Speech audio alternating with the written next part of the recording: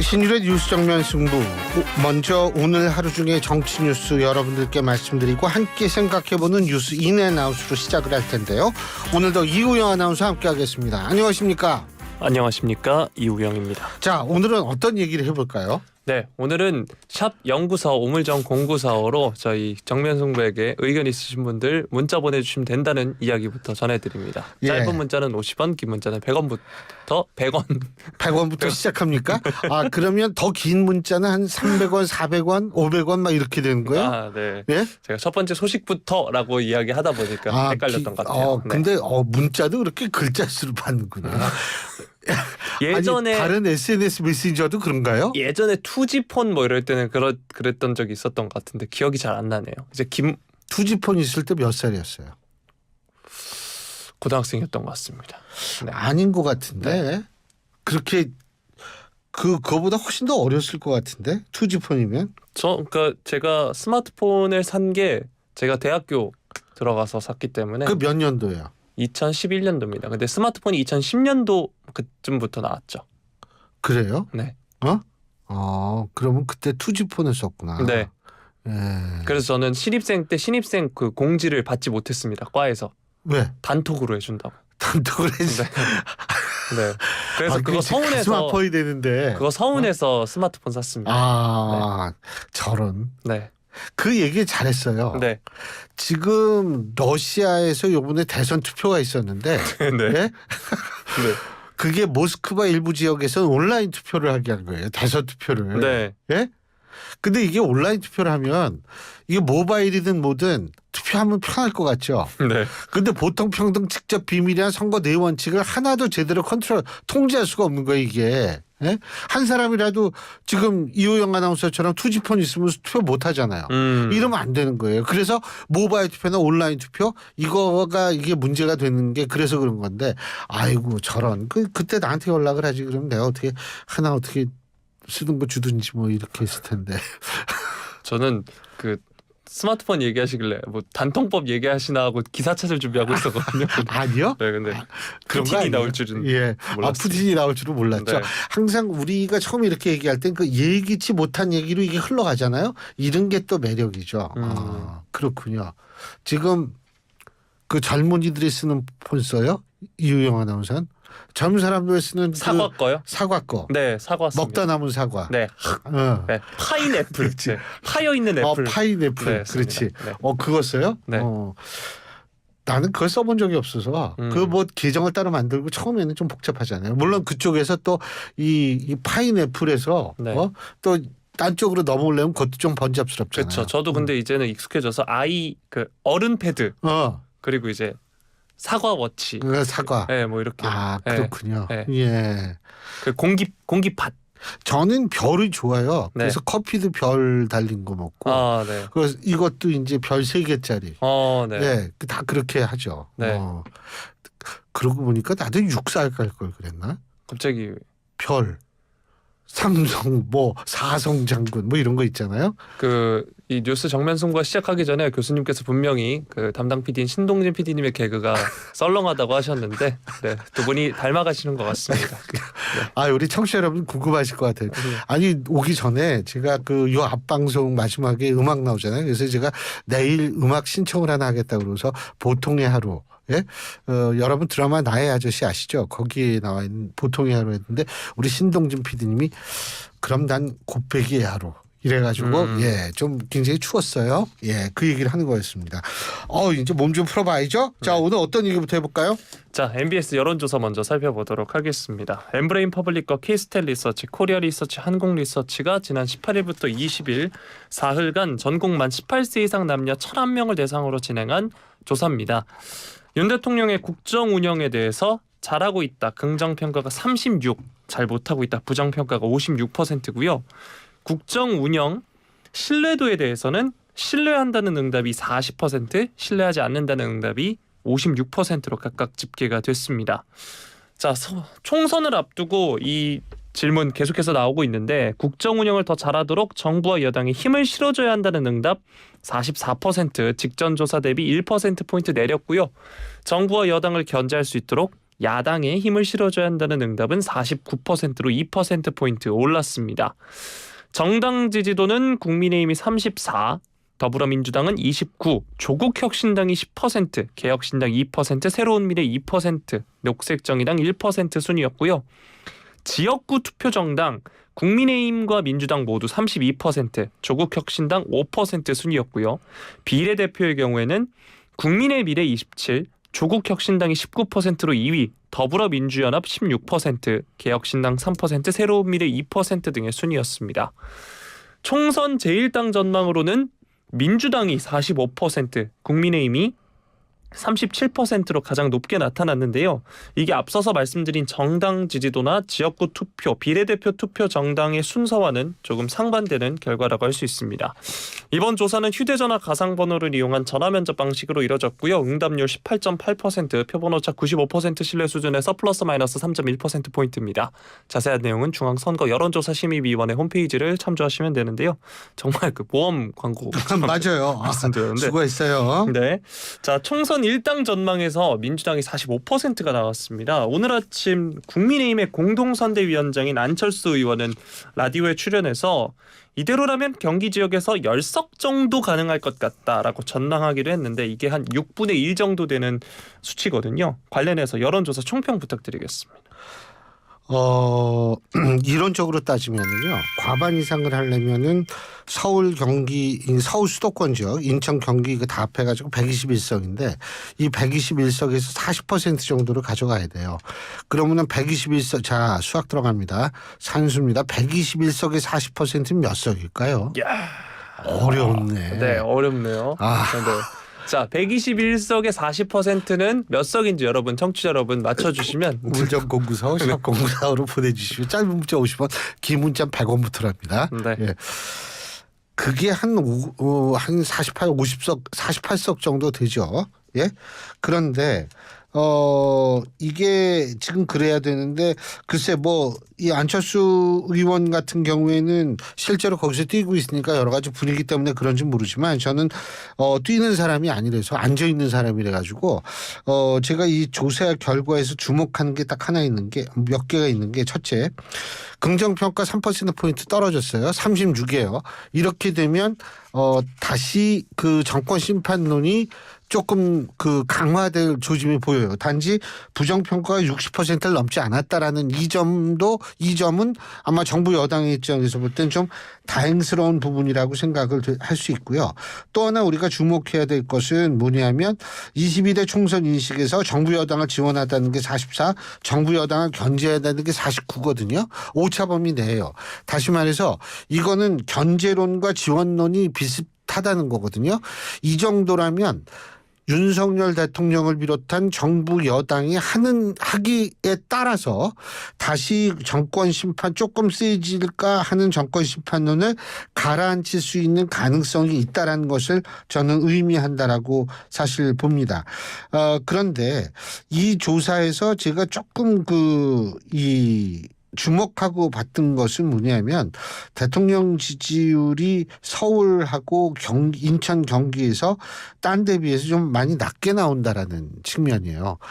이 점이 저는 상당히 좀 주목할 수밖에 없는데 지금 서울에서는 하여간 잘하는 쪽에 있다라는 게 35%가 나왔거든요. 인천, 경기는 29%고요. 그래서 이거를 조금 더 올릴 필요가 있다. 대통령 이 지지율을요. 그리고 이 정당 지지도에서 보면 서울에서 국민의힘하고 이 서울 같은 경우에 국민의힘 지지율이 높아요. 인천, 경기 같은 경우에는 더불어민주당이 높은데 서울에서 국민의힘이 더불어민주당보다 9%포인트 높고 인천, 경기에서는 더불어민주당이 국민의힘보다 5%포인트 높거든요. 자, 이거를 우리가 놓고 본다면 사실 이론적으로 얘기한다면 서울에서 국민의힘이 그렇게 사실 열세일 이유는 없지 않을까라는 생각이 드는데 역시 저는 뭐라고 생각하냐면 투표율이라고 생각을 합니다. 투표율이라고 생각하는데 사실은 20대 그러니까 20대 미만 18세에서 29세까지 보면은 국민의힘하고 더불어민주당은 거의 비슷해요. 3%포인트밖에 차이가 안 나고 30대 같은 경우에는 11%포인트, 40대는 21%포인트 차이가 나거든요. 그렇기 때문에 제가 볼 땐 이 세대별 투표율도 저는 굉장히 중요할 것이다. 이런 생각을 합니다. 다시 말해서 40, 50은 좀 비슷하네요. 1%포인트밖에 차이가 안 나는데 하지만 40대의 투표율이 높아졌다. 딴 데보다 월등히 높다. 이렇게 되면 뭐 제가 볼 때는 더불어민주당이 압도적으로 우세할 거고 40대를 제외한 다른 세대의 투표율이 높다라고 얘기를 한다면 제가 볼 때는 지금 상황에서도 한번 해볼 만하다. 한 가지만 제가 더 얘기한다면 그 사람 이름 또 잊어먹었다. 누구죠? 코주 대사? 이종섭. 네. 이종섭 대사라는 사람 문제가 앞으로 어떻게 될 것인가를 좀 지켜볼 필요가 있어요. 황상무 전 수석은 이제 끝났어요. 그 사람 그만뒀으니까. 근데 이종섭 대사라는 사람 문제는 아직 이건 살아있는 문제라고 네. 볼 수도 있는 측면이 있기 때문에 이 문제가 어떻게 되는가. 그리고 예를 들면은 내일 한국갤럽 여론조사가 나오는데 오늘 이 조사는 이종섭 대사 문제가 완전히 녹아있지 않아요. 어제 얘기했기 때문에 어제 그런 변화가 있었기 때문에 한 2, 3일 있어야 되거든요. 그래서 내일 거를 한번 바라봐야 되는데 내일에서 만일 별 변동이 없다. 그러면 정부에서는 과연 이종섭 대사를 계속 끌고 가야 될 것인가라는 측면을 한 번쯤 고민해 볼 필요는 있다고 생각합니다. 예. 네. 자, 다음 소식 살펴보겠습니다. 이재명 대표가 총선을 20일 앞두고 텃밭인 호남의 심장부 광주를 찾았습니다. 국립 5.18 민주묘지를 참배했는데요. 박명록에는 4월 10일 심판의 날 5월 정신으로 국민 승리의 역사를 만들겠다 이렇게 적었습니다. 참배 후에는 국민이 맡긴 권력을 국민을 배반하는 용도로 사용한 처참한 역사의 현장에서 이번 총선을 다시 한번 생각하게 한다라고 했고 그 가해자의 후신들인 국민의힘은 말로는 5.18 정신을 계승한다. 헌법 전문에 게재하겠다고 하지만 5.18이 북한군이 개입한 폭동이라는 주장을 계속한다라고 비판을 했습니다. 이는 5.18 현장에선 그 정신을 존중한다면서 돌아서면 억울한 피해자, 희생자들을 폭도로 보는 것이다 라고 하면서 그런 주장을 하는 사람이 버젓이 국민의 대표로 공천하는 당이 바로 국민의힘이고 윤석열 정권이다 쏘아붙였습니다. 그러면서 이번 총선은 심판선거다라고 했고요. 5.18 역사 자체를 부정하는 그 정신 나간 집단을 반역의 집단을 반드시 심판해달라 이렇게 호소를 했습니다. 이날 참배에는 김부겸 공동상임선대위원장은 물론 야권 비례위성정당인 더불어민주연합의 윤영덕, 백승하 공동대표도 동행했는데요. 이후에 광주 시내 김대중 컨벤션센터에서 더불어민주당과 더불어민주연합 선대위 합동회의를 주재하기도 했습니다. 여기서 더불어민주연합의 두 공동대표는 민주당과의 한몸론을 강조하면서 비례정당 투표에서 표를 몰아달라 호소하기도 했습니다. 이게 또 조국혁신당이 아닌 더불어민주연합이라는 점을 알리는 데 약간 힘을 쓰는 모양새였는데요. 어제도 전해드렸지만 민주당이 주도하는 비례정당은 조국혁신당이 아닌 더불어민주연합이라는 점을 알리는데 민주당이 애를 쓰고 있습니다. 그만큼 조국혁신당으로 향하는 표심이 신경 쓰이는 걸 텐데요. 관련해서 뉴스인 부탁드리겠습니다. 이게 우리나라 그 민주당 지금 현재는 야당이지만 이 야당에게 정통성을 부여할 수 있는 유일한 지역이 호남 지역입니다. 그것도 이제 광주 지역이 그런데 제가 지금 이거 봤는데 여기가 다른 여론조사도 유사해요. 더불어민주당의 광주 전라 지지율이 48%입니다. 예, 48%고 조국 혁신당은 광주 전라 지역에서 18%가 나왔거든요. 네. 아주 유의미한 숫자예요. 근데 이거는 그냥 일반 정당 지지율이고 비례 정당 지지율을 보면 이거보다 훨씬 잘 나오죠. 지금 비례 국회의원 투표가 조국 혁신당이 19%, 더불어민주당이 16% 나왔죠.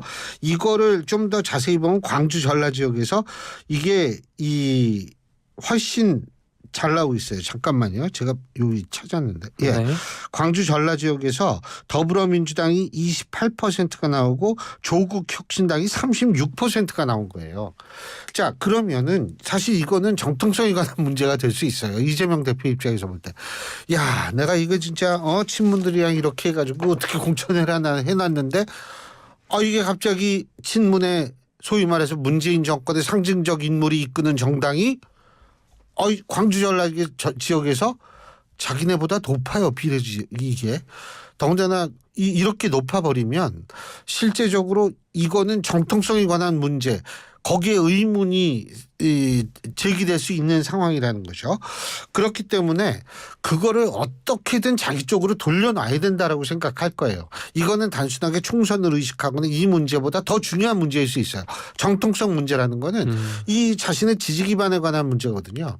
그래서 이거 그러니까 막 강성 목소리가 계속 나오는 거죠. 그래서 저는 이번 선거가 되게 특이하다고 보는 게 뭐냐면 보통 이쯤 되면 중도층의 이 소구력이 있는 얘기들을 많이 해야 되는데 민주당 특히 민주당 보면 굉장히 막 탄핵 얘기하고 막 중도층이 조금 고개를 갸우뚱거릴 정도로 그런 얘기들이 쏟아져 나오는데 이게 왜 그러느냐.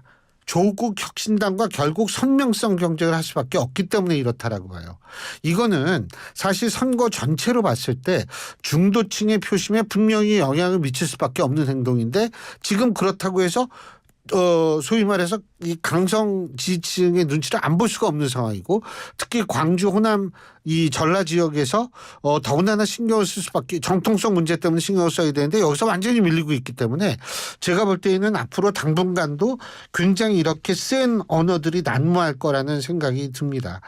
근데 뭐 그렇게 한몸론을 주장을 해도 이게 별로 꿈쩍을 안 하니 고민이 될 거예요. 예. 네, 자 다음 소식 살펴보겠습니다. 윤석열 대통령이 오늘 강원도 원주시 건강보험심사평가원에서 22번째 국민과 함께하는 민생토론회를 열었습니다. 실버타운 공급 확대를 위해 2015년 폐지된 분양형 실버타운 제도를 다시 도입하고 민간 사업자 진입을 어렵게 하는 제도들을 개선해서 실버타운 건설을 활성화하도록 하겠다 이렇게 말을 했습니다.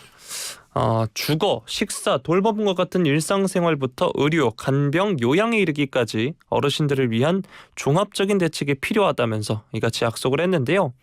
일부 고급 실버타운이 양질의 서비스를 제공하고 있지만 많은 어르신이 누리기에는 장벽이 높다라고 하면서 합리적인 가격으로 양질의 서비스를 누릴 수 있는 주택을 많이 공급하겠다 말을 했습니다.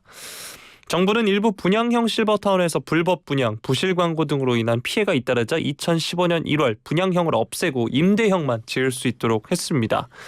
그러나 고령화 인구가 급증하는 가운데 실버타운 수요에 비해 공급이 부족하다는 지적이 계속 제기되면서 9년 만에 분양형 재도입에 나선 것으로 보이고 있고요.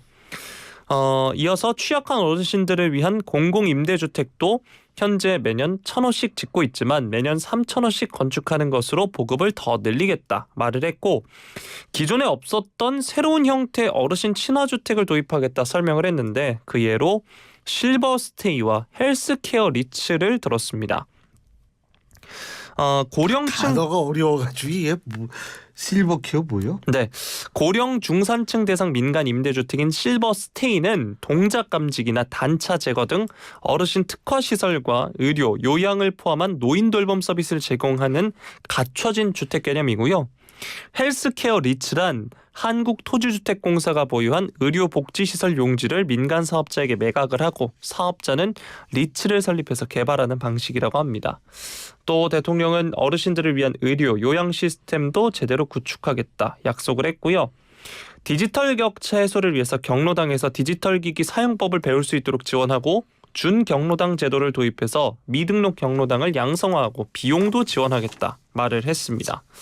또 건강도시 원주의 도시 경쟁력을 높이는 데도 힘을 쏟겠다고 이야기했는데 원주는 국내 유일의 자생적인 의료기기 혁신 클러스터를 조성했다면서 원주 의료기기 혁신 클러스터가 의료기기 산업의 글로벌 진출을 이끌고 AI, 빅데이터, 디지털 기술을 활용한 디지털 헬스케어 산업 발전에 중추적 역할을 할 수 있도록 정부가 지원하겠다 말을 했습니다. 정부는 민생 행보를 이어가고 있는 상황입니다. 이번엔 강원 지역을 찾아서 노인층을 겨냥한 실버 케어와 관련한 이야기들을 했는데요. 이에 대해서 어떻게 들으셨나요? 사실 대한민국에서 제일 공기도 좋고 경기도 좋고 이런 지역 중에 하나가 강원도 아닙니까? 그러니까 이제 그런데 저는 사실 두 가지 생각을 해봤어요. 이게 이 실버 케어라고 얘기를 할 때요. 사실 이거 한번 여론조사나 이런 거를 좀 했으면 좋겠는데 아직 그 이우영 아나운서는 젊어서 노후에 대해서 생각을 한 번도 안 해봤죠. 대답을 해야죠. 아예 안 하진 않았지만 아예 뭘 생각했어요? 그냥 나중에 손자 이름은 뭘로 하지 뭐 이런 정도는 하죠. 네. 뭘로 하려고 그래요? 누구랑 결혼하냐에 따라 다르죠. 네. 그렇군요. 그러니까 누구랑 결혼하냐에 따라서 손주 이름도 바뀌는 거군요. 그렇죠. 그거 아주 특이하네. 네. 예. 네. 신혼여행지도 바뀌고요. 네. 그거는 그럴 수 있죠.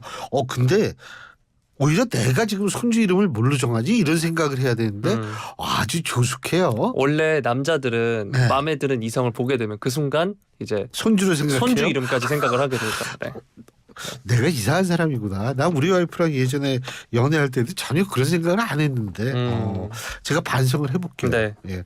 근데 이게 여론조사 같은 걸 난 좀 했으면 좋겠는 게 뭐냐면 그 어르신들 중에서 그 건강이 비교적 양호해서 거동이 약간은 좀 불편하지만 큰 지장이 없는 분들은 사실은 이렇게 이 실버타운 같은 데 가는 거를 별로 즐겨하지 않습니다. 일본에는 그 여론조사 결과가 있어요. 일본에서는 별로 그거 안 들어가고 싶어 하거든요. 그렇기 때문에 실제로 여론조사를 해서 좀 이런 그 실버 케어를 한다 하더라도 이걸 좀 나누어서 그러니까 자택에 머물고 싶어 하는 분들은 그 자택에서 머물면서도 나름대로 어떤 케어, 이 돌봄 서비스를 받을 수 있는, 그러니까 이게 이원화돼야 된다는 얘기예요, 제 얘기는. 그리고 왜 이게 좀 그 나이가 들수록 젊은 사람들이 이렇게 보고 어울리는 걸 또 좋아하시는 어르신들도 되게 많거든요. 그렇기 때문에 좀 그런 방향으로 한번 생각했으면 좋겠다라는 생각이 들고요. 하나 더, 이 디지털 디바이드, 디지털 격차, 네. 이거 무지개 왜 그래요? 왜 웃으려고 그래요? 네? 왜? 아니 젊은이들과 어울리는 거 좋아하신다. 내가 좋아한다는 게 아니고 네. 이 사람아. 생각났어요. 그런 네. 기분 너무 좋아요 지금. 네. 젊은이랑 같이 있잖아요. 그럼요. 네. 네. 너무 좋아요. 네. 막 그러니 너무 좋아가지고 막 더워. 네. 근데 이 디지털 격차라는 건 굉장히 중요합니다. 그렇죠. 왜 그러냐? 이거 모르죠. 요새 왜 전부 웬만하면 키오스크라서. 키오스크뿐만이 아니고요. 제일 중요한 거 어르신들이 예를 들면 예금이나 적금 들어갈 때에도 이게 현장에서 이게 들면은 이 인터넷으로 이거 하는 것보다 이게 그 금리 격차가 꽤 돼요. 맞아요. 네. 그래서 내가 진짜 제가 가슴 아프다고 생각하는 게 막 그 뉴스에 나올 때 뭐 예를 들면은 무슨 금고 있지 않습니까? 그런데 그 금리 좀 좋다 그러니까 이 어르신분들이 새벽 막 6시부터 가서 줄 서 있고 이런 거 있잖아요. 이게 왜 그러냐면 디지털 격차 때문에 이런 거거든요. 그러니까 정부에서 나서 가지고 이 디지털 격차를 최소화시킨다는 거. 왜냐하면 지금 방향을 다시 되돌릴 수 있는 방향은 아니니까 그거를 어르신분들도 잘 적응할 수 있도록 정부에서 발벗고 나서는 거. 전 이건 굉장히 중요한 문제라고 생각해요. 심지어 지난번에 제가 우리 학교 정년 퇴직한 교수님들하고 제가 1년에 한두 번 정도 이렇게 모시거든요. 근데 이분들 중에서 택시를 이 앱으로 못 부르시는 분이 있어요. 이거 디지털 격차에 심각하거든요. 그렇기 때문에 이거를 정부에서 진짜 발벗고 나서 가지고 이거를 해준다라는 것은 이건 삶의 질과도 아주 직결되는 문제예요. 이거는 제가 볼 때는 굉장히 중요한 부분이라는 생각이 듭니다. 예. 네. 자, 다음 소식 계속해요. 예. 네, 살펴보도록 하겠습니다. 왜 눈치 보고 그래요? 젊은 사람은 눈치 보는 거 아니에요? 시간을 봤습니다. 네.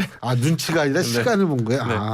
정부가 업무 개시 명령을 위반한 채 의료 현장에 복귀하지 않은 전공의를 대상으로 다음 주부터 면허 정지 처분에 들어간다고 합니다. 오늘 박민수 중앙사고수습본부 부본부장 보건복지부 제2차관이 업무 개시 명령 위반에 대해서는 다음 주부터 원칙대로 면허 자격 정지 처분을 해나갈 것이다. 이렇게 말을 했고요. 복지부는 전공의가 조기에 복귀할 경우 유리하게 처분이 적용될 수 있다고 강조하면서 3월까지 미복귀 시 적용될 수련 규정 등을 설명하기도 했습니다. 정부가 이제 미복귀 시 받을 수 있는 불이익을 설명을 하면서 전공의들에게 돌아올 것을 재차 촉구하고 있는데요. 자, 전공의들이 정말 현장에 복귀하지 않는다면 다음 주부터 면허 정지 처분이 내려집니다. 한편 정부가 늘어나는 의대 신입생 정원 2,000명을 32개 대학에 배정을 하면서 의대 증원에 쐐기를 박았는데 의대생들도 이제 휴학과 수업 거부로 반발을 이어가고 있는 상황이고요. 하루 동안 의대생 230명이 휴학계를 냈다는 이야기도 나오고 있는데 이 소식 뉴스인 부탁드리겠습니다. 저는 뭐 딴 건 모르겠어요. 근데 오늘 아침에 YTN TV에서 그 의대 교수 이 교협의 비대위원장을 맡으신 교수님이 나와서 인터뷰를 하는 걸 제가 봤습니다. 그걸 보는데 물론 그래요. 이분들이 사직서를 낸다. 비장한 각오겠죠. 전 비정하면 뭐 의심의 여지는 없지만 한편으로 다른 과 교수를 하면서 제가 부러운 점이 있어요. 뭐냐면 이분들은 사직서를 내도 어쨌든 생계 유지가 되잖아요. 뭐 개원을 한다든지. 근데 예를 들면 우리가 사직서를 낸다. 그럼 우리는 할 게 없어요. 이 반응 좋아요. 그러니까 실제로 좀 그런 면에서 좀 그런 생각은 했는데 한 가지 제가 분명히 말씀드릴 수 있는 건 이번에 서울은 빵명이고 모든 지방에 위주로 증원이 됐잖아요. 제가 오면서 또 YTN 제 YTN 팬이야. 이 방송국에서 YTN 뉴스를 봤는데 이 지방에서의 반응은 굉장히 좋더라고요. 지방 주민들의 반응은 뭐냐면 일단 뭐 학부형은 학부형대로 좋고 거기 사는 어르신들은 어르신대로 야 이제 되고 그러고 예를 들면 다 서울 올라온다 그러는데 물론 전제 조건이 있어요. 그게 뭐냐면 거기에 병원을 현대화시켜야 돼요. 왜냐하면 이게 인턴 레지던트를 전부 서울이나 수도권 병원에서 하게 되면 이쪽에서 놀러앉을 확률이 높은데 그러지 말고 그쪽 병원에 있어서의 기기라든지 이런 거를 총력을 다해서 정부가 좀 그 리노베이션을 한다면 제가 볼 때에는 그 지방에 눌러앉을 의사들이 많아요. 왜냐하면 경쟁에 의해서 자연스럽게 그런 현상이 나타날 수밖에 없거든요. 그거는 그 변호사들 그러니까 로스쿨 생긴 다음에 생긴 현상을 보면 알 수가 있는데 그런 측면을 저는 주목하고 있고요. 지금 여론이 다시금 조금 움직이고 있다. 서울 빵명이다 지방에다 다 몰아줬다는 거. 그래서 과연 항상 제가 한마디만 더 한다면 이 자신들의 뜻을 관철하려면 힘이 있든지 여론의 지지를 받든지. 그런데 지금 의대생들 공부 잘하고 똑똑한 학생들 아니에요?